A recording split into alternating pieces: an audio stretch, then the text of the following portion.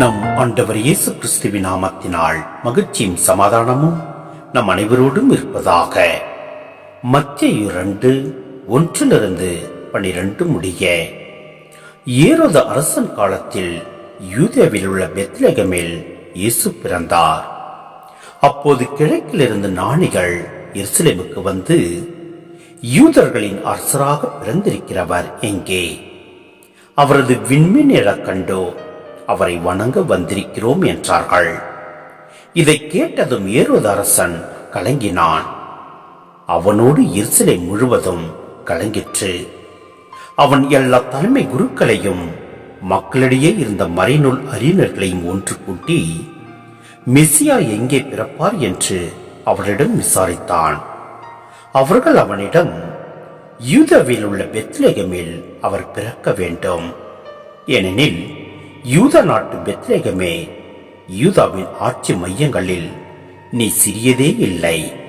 ஏனெனில் என் மக்களாகிய இஸ்ரேலை 1000 ஆள்பவர் ஒருவர் உன்னிலிருந்தே தோன்றுவார் என்று இறைவாக்கினர் எழுதியுள்ளார் என்றார்கள்.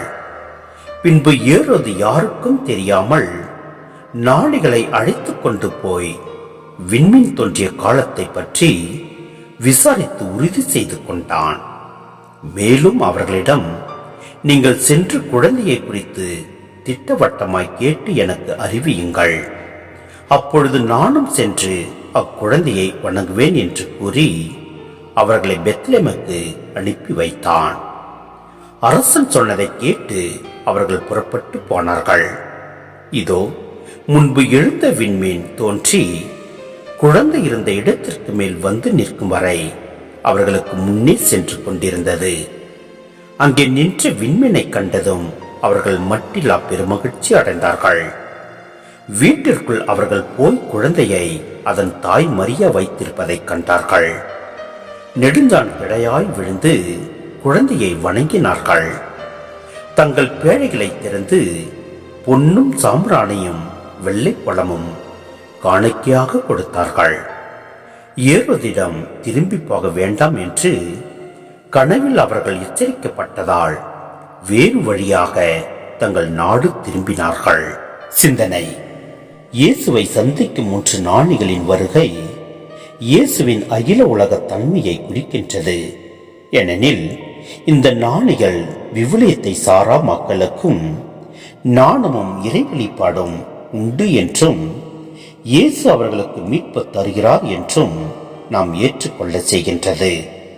இந்நிகழ்ச்சியில் வரும் விண்மீன் யாக்கோப்பிலிருந்து உதிக்கும் விண்மீன் என்ற இறைவாக்கின் நிறைவாக, அதாவது மெசியாவை குறிக்கும் அடையாளமாக கருதப்பட வேண்டும்.